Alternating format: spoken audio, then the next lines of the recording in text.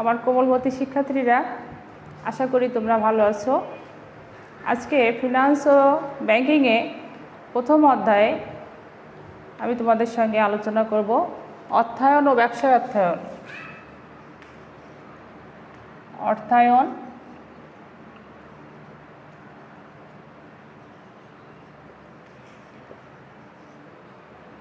অর্থায়ন ও ব্যবসায় অর্থায়ন। ব্যবসায়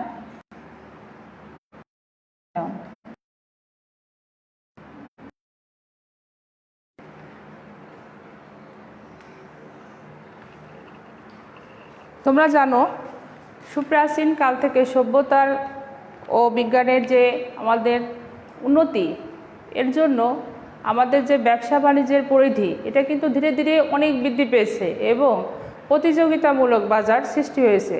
তোমরা জানো, একচেটিয়া বাজার এবং প্রতিযোগিতামূলক বাজার, এটা তোমরা এর আগে হয়তো জেনেছো কিছুটা। আমি আবার বলছি যে একচেটিয়া বাজার বলতে বোঝায় একজন মাত্র ব্যক্তি যখন মাত্র একটাই ব্যবসা প্রতিষ্ঠান থাকবে এবং তার যখনই যে মূল্যে বিক্রি করার ইচ্ছা পণ্যদ্রব্য তিনি তা বিক্রি করতে পারবেন, এটা হচ্ছে একচেটিয়া কারবার। আর যদি এর একের অধিক দুইজন তিনজন এরকম একই পণ্যের সমাগম নিয়ে ব্যবসা শুরু করেন, তখন আমরা সেটাকে বলি প্রতিযোগিতামূলক বাজার, যেখানে অনেকগুলো পণ্য সামগ্রী ক্রেতার সামনে থাকবে করে ক্রয় করবে।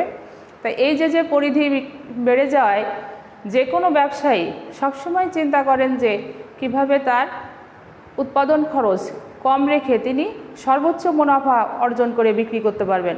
কারণ এই যে মুনাফা অর্জনের উদ্দেশ্যেই কিন্তু মূলত ব্যবসা করা হয়। তা আজকে তোমরা জানো যে অর্থায়ন ও ব্যবসা অর্থায়ন হচ্ছে ব্যবস্থাপনা, পরিকল্পনা মাফিক যদি আমি ব্যবস্থাপনাকে চালাতে পারি সেটাই অর্থায়ন। আমি অর্থ ছাড়া ব্যবসা করতে পারবো না। অর্থ হচ্ছে আমার ব্যবসা প্রতিষ্ঠানের চালিকা শক্তি। তো আজকে এই যে ব্যবসায় অর্থায়ন কেন প্রয়োজন, এটা এখন যে কোনো মানুষের কাছে অতি পরিচিত একটি বিষয়, গুরুত্বপূর্ণ বিষয়। কারণ হচ্ছে ব্যবসায় অর্থায়নটা যদি সুচারুরূপে না হয় তাহলে কিন্তু ব্যবসায় লোকসানের সম্ভাবনা বেশি থাকে। তাহলে ব্যবসায় যখনই আমি পরিকল্পনা মাফিক সমস্ত কিছু পরিচালনা বাস্তবায়ন করব, সেটাই হচ্ছে আমার অর্থায়ন। এই অর্থায়নে তোমাদের একটি সুন্দর উদাহরণ আছে তোমাদের বইয়ে।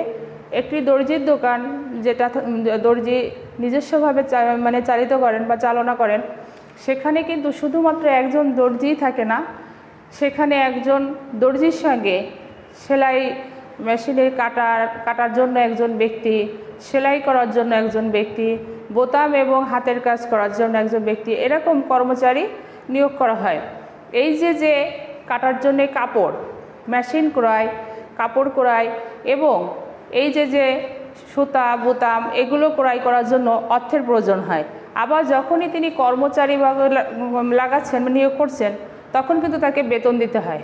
তাহলে এই যে অর্থটা ব্যবসা প্রতিষ্ঠানে সবসময় এই আর্থিক দিকগুলো চলে আসে, যেটা সবসময় যে কোনো প্রতিষ্ঠানে হিসাবের প্রয়োজনের মধ্যে পড়ে। তোমরা হিসাব বিজ্ঞানে আমরা সবসময় বলি ব্যবসা প্রতিষ্ঠানে হিসাব রাখার প্রয়োজন, কিন্তু আর্থিক দিক রয়েছে বলেই প্রয়োজন হয়। আবার উদাহরণস্বরূপ একটা উদাহরণ বলা যায় যে বিদ্যালয় কিন্তু একটি সামাজিক প্রতিষ্ঠান। বিদ্যালয়ে যদি মুনাফা অর্জনের জন্য নয়, তবুও এখানে কিন্তু অনেক নিয়োগ থাকে। তো দেখা যাচ্ছে এখানেও কিন্তু থাকে, যদিও এটা মুনাফা অর্জন করি না, কিন্তু আর্থিক দিকটা থাকে। তাহলে সব জায়গায় কিন্তু এই আর্থিক দিক রয়েছে, যেগুলো আমাদের ব্যবসায়ের সঙ্গে সরাসরি জড়িত। এরপর আসলে ব্যবসায়ের ধারণা বা অর্থায়নের ধারণা। ব্যবসায় ধারণা, অর্থায়নের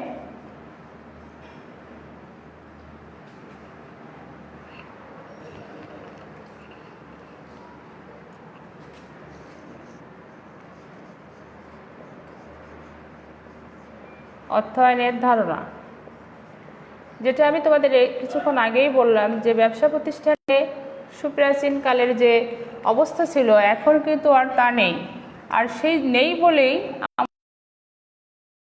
গুলো সেটা অনেকটা পরিবর্তন হয়েছে। এখন কিন্তু একজন ব্যবসায়ীকে তার পরিকল্পনা শুধু করলে হবে না।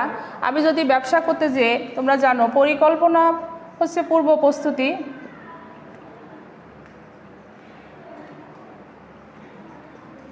পরিকল্পনা তারপর কিন্তু বাস্তবায়ন।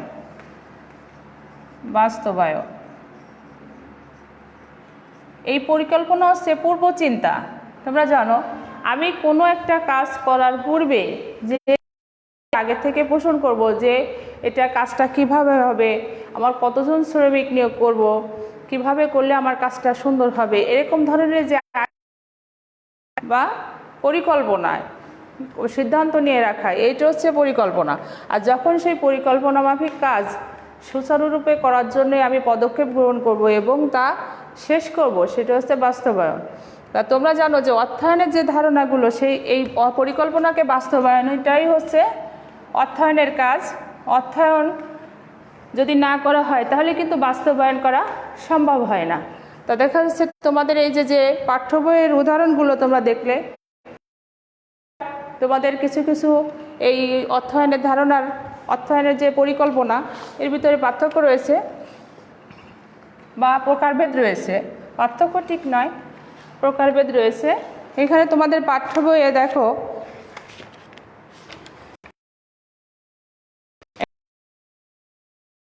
তোমাদের এই যে বিদ্যালয়ের যেটা আমি বললাম, এখানে ফার্মাসিটি, বাটা কোম্পানি, এরকম বিভিন্ন কোম্পানির নাম দেওয়া আছে, যেগুলো থেকে অর্থায়নের ধারণাগুলো তোমাদের কাছে আরও স্পষ্ট করা হয়েছে। এরপর আছে অর্থায়নের শ্রেণীর বিভাগ। এই যে পারিবারিক অর্থায়ন, সরকারি অর্থায়ন, এরপর আছে তোমাদের আন্তর্জাতিক অর্থায়ন। তোমরা এই যে পারিবারিক অর্থায়ন,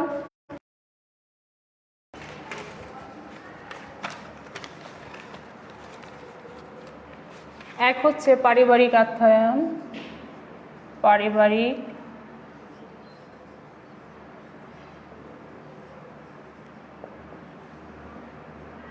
অর্থায়ন,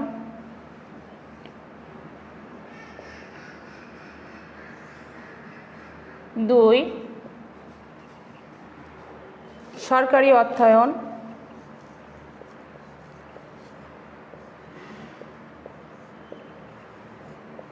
সরকারি অর্থায়ন,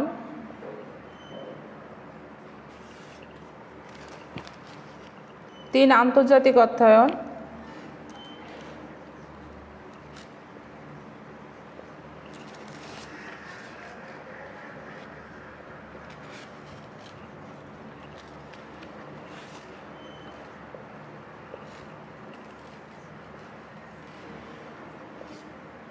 আন্তর্জাতিক অর্থায়ন।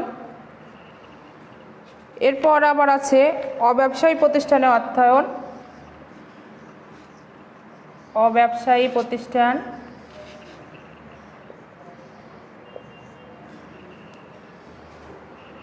প্রতিষ্ঠানের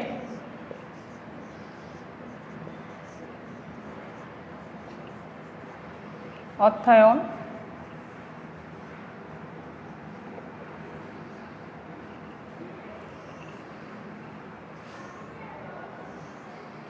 এই যে তোমাদের প্রথমটা আছে পারিবারিক অর্থায়ন, এইখানে পরিবার কর্তৃক যে অর্থায়নটা, পরিবারে আমরা অর্থ আয় করলে আমাদের একজন মাত্র সদস্য যদি আয় করেন, তিনি মাসে যে টাকা পান সেটা দিয়েই কিন্তু পরিবারের অন্যান্য সদস্যদের চলতে হয় বা সমস্ত মাসের যে ব্যয়টা সেটা নির্বাহ করা হয়। তো দেখা যাচ্ছে কি এটা পারিবারিক অর্থায়নের মধ্যে পড়ে। সরকারি অর্থায়ন বলতে সরকার বিভিন্ন সময়, তোমরা জানো বাজেট থাকে প্রত্যেকটি অর্থ বছরে। তো দেখা যাচ্ছে কি সরকারি যে আয় ব্যয়গুলো, সরকার কোন কোন খাত থেকে আয় করবে এবং কোন কোন খাতে ব্যয়গুলো থাকবে, এগুলো যখনই এটা বিচার বিশ্লেষণ করা হয়, এটা কিন্তু সরকারি অর্থায়ন হিসেবে চিহ্নিত করা হয়। আন্তর্জাতিক অর্থায়ন বিভিন্ন দেশ থেকে আমাদের দেশে বিভিন্ন প্রকার সহায়তা প্রদান করে। তাহলে দেখা যাচ্ছে সেই সহায়তাগুলো অর্থের দ্বারাই হয়, তোমরা জানো। সেই অর্থায়নটা যখন আলোচনা করা হয়, এটা আন্তর্জাতিক অর্থায়ন। অব্যবসায়ী প্রতিষ্ঠানের অর্থায়ন হচ্ছে, আমরা বললাম যে স্কুল একটা অব্যবসায়ী প্রতিষ্ঠান, যেটা সামাজিক প্রতিষ্ঠান হিসেবে আমরা ধরি। সামাজিক প্রতিষ্ঠান হিসেবে এর মূল উদ্দেশ্য কিন্তু মুনাফা অর্জন নয়।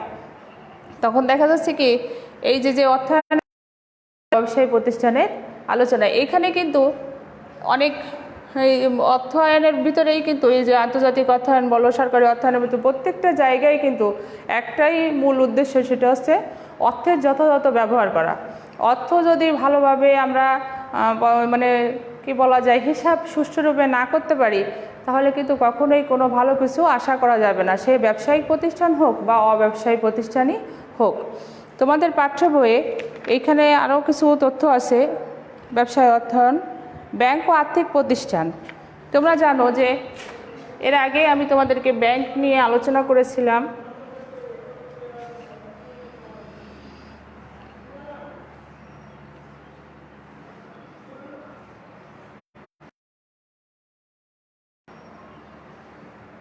ব্যাংক এবং বিভিন্ন প্রকার আর্থিক প্রতিষ্ঠানগুলো তাদের এই যে আর্থিক দিকগুলো মানে বেশি গুরুত্ব সহকারে দেখে। ব্যাংক কিন্তু একটি আমরা বলেছি যে জনগণের কাছ থেকে অর্থ সংগ্রহ করে সেই অর্থ বিভিন্ন প্রতিষ্ঠানে বা ব্যবসায়ীদেরকে ঋণ প্রদান, এবং আর্থিক প্রতিষ্ঠানগুলো তাই, যেগুলো শিল্প প্রতিষ্ঠান আছে, যেখানে ক্ষুদ্র বলো, মাঝারি বলো, বৃহৎ বলো, ঋণদানের মাধ্যমে যে প্রতিষ্ঠানগুলো আয় করে, সেটাও একটা আর্থিক প্রতিষ্ঠান। এই তাদের আর্থিক দিকগুলো, যদি আর্থিক দিকটা যে কোনো প্রতিষ্ঠান একেবারে শেষ পর্যায়ে চলে যেতে পারে। তা আর্থিক প্রতিষ্ঠানকে অবশ্যই সুচারু রূপে তাদের হিসাবগুলো সুন্দরভাবে উপস্থাপন করতে হয় হিসাবের মাধ্যমে, যেন তাদের এই ক্ষতিগুলো পুষিয়ে নিতে পারে। এই বছরে যদি কোনো আর্থিক সংকট হয়ে থাকে, তার কারণ উদ্ঘাটন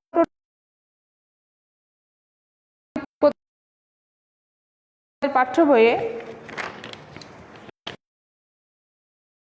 আমি পাঠ্য বইয়ের কিছু অংশ তোমাদের পড়ে শোনাচ্ছি। যে কোনো দেশের অর্থনৈতিক কর্মকাণ্ড সাধারণত সে দেশের ব্যাংক ও অন্যান্য আর্থিক প্রতিষ্ঠানকে কেন্দ্র করে আবর্তিত হয়। এখানে সোনালী ব্যাংক, ব্যাংকগুলো, তাছাড়াও আমাদের কিছু বাণিজ্যিক ব্যাংক যেটা সরকারি নয়, তারও নাম আছে প্রাইম ব্যাংক, শাহজালাল ব্যাংক। এই ধরনের সরকারি এবং বেসরকারি বাণিজ্যিক ব্যাংকগুলো মুনাফাভিত্তিক ব্যবসা প্রতিষ্ঠান। তো এই কথাগুলো বারবার আলোচনা করেছিলাম যে তোমাদের সঙ্গে এই যে এইগুলো আছে ব্যাংকের নিয়ম, এই ব্যাংকের নিয়মগুলোতেই কিন্তু ব্যাংক আমানত হিসেবে গ্রহণ করে। আমানত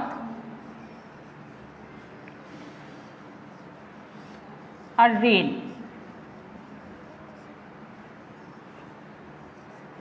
এই যে আমানতটা, এটা মানুষের কাছে বা জনসাধারণের কাছে অলসভাবে পড়ে থাকা অর্থ, সঞ্চয়কৃত অর্থ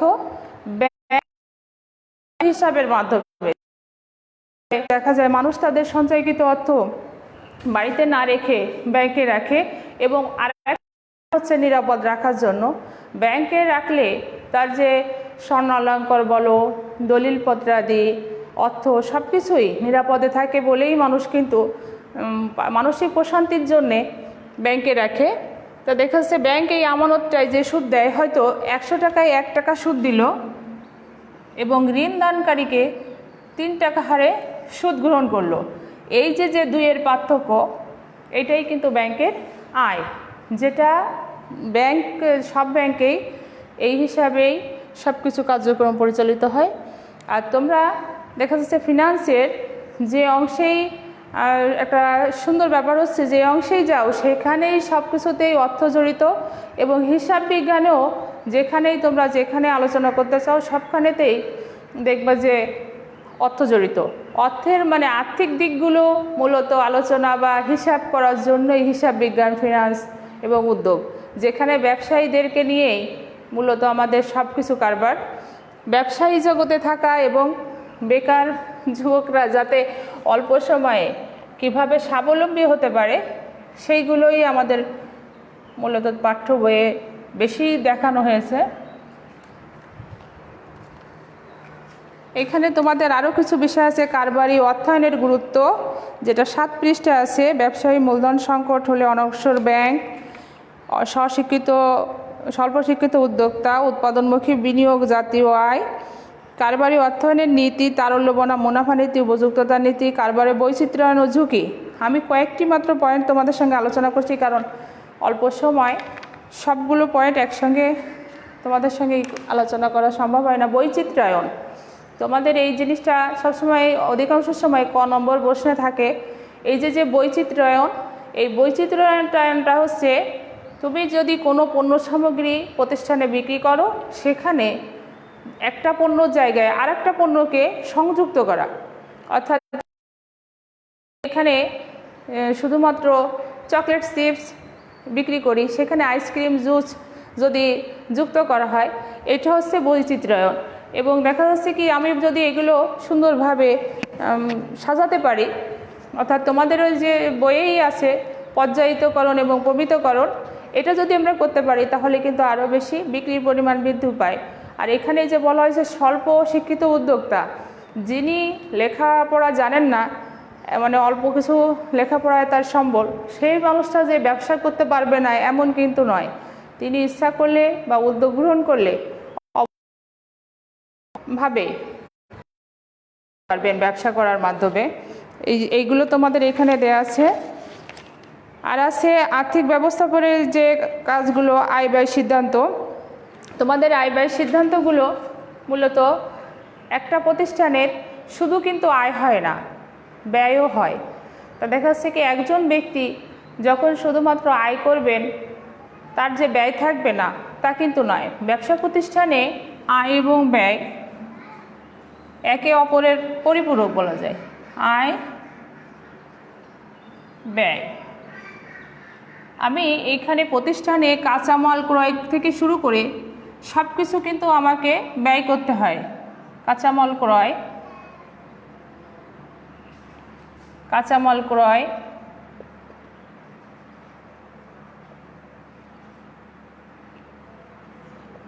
কাঁচামাল ক্রয়, পরিবহন খরচ,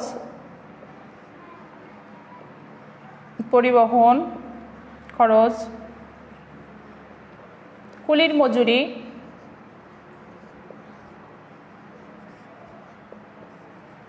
কুলির মজুরি, এই যে জাতীয় খরচগুলো, আরও অনেক খরচ আছে, বৈদ্যুতিক ও জ্বালানি, এই ধরনের খরচগুলো করার পরেই কিন্তু আমি যে কোনো পণ্য সামগ্রী যেটা আমি উৎপাদন করি সেটা বিক্রির উপযোগী হয় এবং আমি বিক্রয়ের জন্য বাজারে আনতে পারি বা দিতে পারি। তখন দেখা যাচ্ছে কি, ওই বিক্রি হচ্ছে আমার আয়। বিক্রয় থেকে আমার উৎপাদন খরচ বাদ দিলে যা থাকবে সেটাই হচ্ছে ব্যবসা প্রতিষ্ঠানের লাভ। তা আমাকে যখনই লাভ করতে হবে এবং তখনই কিন্তু আমার হিসাব বা অর্থায়নের ব্যাপারটা চলে আসবে, যে আমার এই যে আয়গুলো আমি করতে চেয়েছি সেইগুলো ব্যবসা প্রতিষ্ঠানে আমি কতটুকু ব্যয় করে থেকে বেশি হলো, মানে আয়টা ব্যয় থেকে বাদ দিলেই আমি এটা বুঝতে পারবো। তোমাদেরকে এই যে অর্থায়ন ও ব্যবসায় অর্থায়নে অধ্যায়ে যতটুকু আমি আলোচনা করলাম, তোমরা বাসায় আরও কিছুটা দেখে নেবে। তোমাদের কিছু বাড়ি দিচ্ছি প্রশ্ন। 1, তোমরা বাসায় অনুশীলন করবে।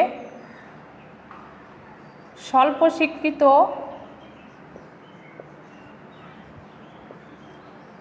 শিক্ষিত উদ্যোক্তা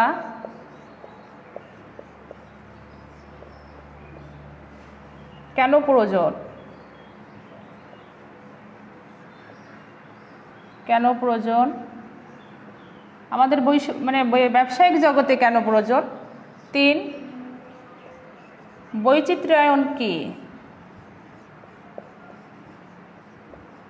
বৈচিত্র্যায়ন কি?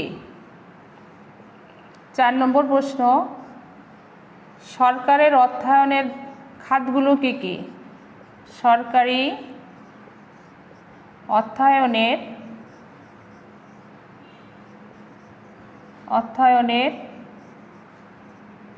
খাতগুলো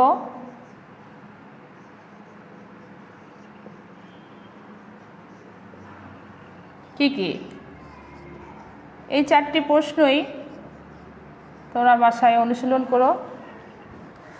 আর বাসায় তোমরা যদি এই প্রতিটি সাবজেক্ট মনোযোগ সহকারে পড়ো তাহলে মনে হবে যে তোমাদের প্রস্তুতিটা ভালো হবে।